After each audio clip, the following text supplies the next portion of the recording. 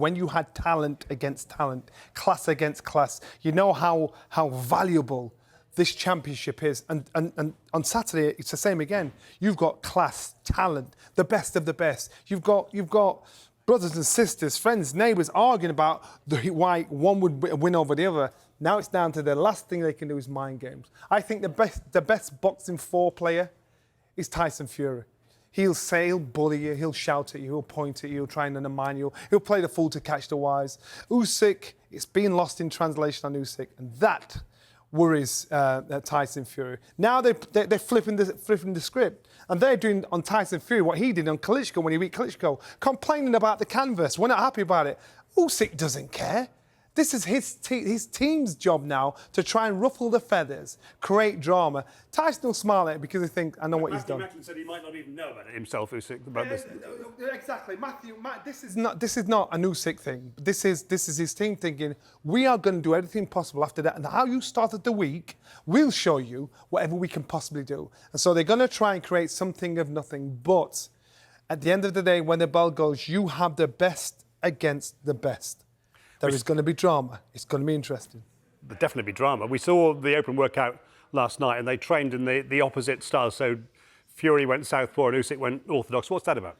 Well, they don't want to give anything away. And when you do those public workouts, you do as little as possible. You're contracted to do it. I think Tyson Fury and Usyk, Tyson Fury is the one that can box more naturally. He'd be a switch hitter, boxing as an orthodox fighter and a southpaw fighter, whereas Usyk isn't. He's more of a southpaw fighter that can switch, but not switch without it being obvious, and he can't stay in that switch position for so long. So they're giving nothing away. Usyk stood there, he watched Tyson Fury, and vice versa. They know all the hard work's been done. Stick to the game plan, don't let anybody get in anybody's head, but you've got to make sure one mistake by any of these fighters, and their dreams are shattered. We all get very excited about the final news conference, the final head-to-head before the big fight. We're seeing that 7 o'clock tonight when they come face-to-face. We saw Andy Scott's pathetic attempt to do that. I'm getting FOMO, stop it. Does it matter? No. I can remember as a fighter, I hated this week. I didn't want to do all this. I just want to weigh in and get the fight done. So these guys now have got to, they're contracted to do the business side of this sport and get on with it, business side of this show. So they will sit down, they'll say whatever they can say. If Tyson Fury is going to do anything or try anything in this one, he's got to flip the script. He's either got to be angry and aggressive or try and be calm and cool. I think he knows it's been lost in translation, so he's going to try and be Usyk's friend. Usyk's not buying it. I saw them when they greeted each other and Tyson said, come here, my own mucker, to hug him, and Usyk just stood there and thought, I ain't playing your game. Usyk's no fool, and he's the only fighter I know that's got Tyson Fury's number.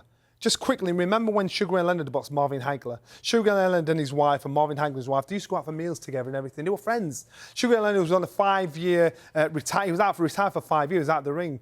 And then Sugar Ray Leonard always knew he was going to fight Marvin Hagler. They'd been out for a meal, their wives together, the night before. Marvin Hagler woke up in the morning to find out Sugar Ray Leonard is fighting Marvin.